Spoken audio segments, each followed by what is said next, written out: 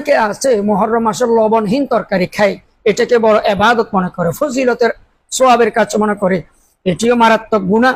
আবার অনেকে ঘোড়াকে সাজায়, বিভিন্ন পশুকেও সাজায়, ঘোড়াকেও সাজায়, পালকিতে করে আবার অনেকে এই নিয়ে যায়, দেখা যায়।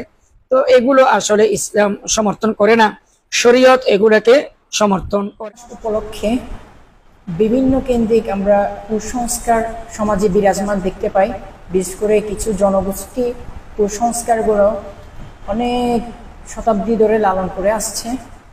এখন এই কুসংস্কারগুলো কোরআন হাদিসের আলোকে যদি আপনি কিছু কুসংস্কারগুলো উল্লেখ করেন, এবং মুহররম মাস থেকে আমাদের শিক্ষা কি, আশুরা থেকে আমাদের শিক্ষা কি, পুরো মুসলিম উম্মাহ আশুরা থেকে কি শিক্ষা পাই, এটা কি বার্তা ছড়ায় মুহররম মাস, এই বিষয়ে যদি একটু স্পষ্ট করতেন কোরআন। ধন্যবাদ বিজ্ঞ উপস্থাপককে, অত্যন্ত সুন্দর প্রশ্ন করেছেন আপনি। মুহররম মাসকে কেন্দ্র করে আমাদের দেশে অনেক কুসংস্কার প্রচলন আছে। যেমন মুহররম মাসে নাকি অনেকে বলে বিয়ে শাদী করা জায়েজ নাই, এটি মিথ্যা কথা, বানাওয়াট একটি কথা। আবার অনেকে বলে মুহররম মাসে হাঁস মুরগি গরু ছাগল জবে করে খাওয়া যাবে না, পুরো মাস শোক পালন করে থাকতে হবে, এটাও একটি মিথ্যা কথা। কোরআন হাদিসে এর কোনো দলিল রেফারেন্স নেই।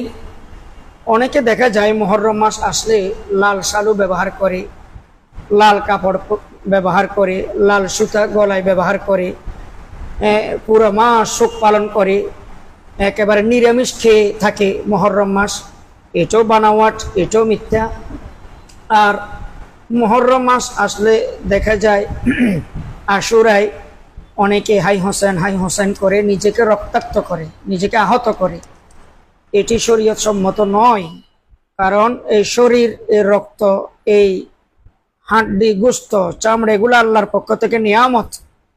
শরীয়তে আত্মহত্যা করা যেরকম কবিরা গুনাহ মহাপাপ, অনুরূপভাবে নিজেকে ইচ্ছাকৃত এই রক্তাক্ত করা, আহত করা, নির্মমভাবে আহত করা, এটিও গর্হিত কাজ, এটিও হারাম, এটি কবিরা গুনাহ।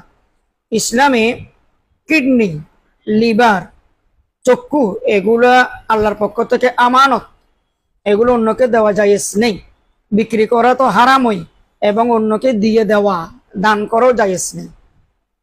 তবে ব্লাড, রক্ত, এটি দেওয়া জায়েজ, যেহেতু রক্ত জোয়ার ভাটা আছেই, রক্ত দেওয়া জায়েজ। এবং কি রক্ত কাউকে দিলে বা নিলে রোজা পর্যন্ত ভাঙে না, তো রক্ত দেওয়া জায়েজ।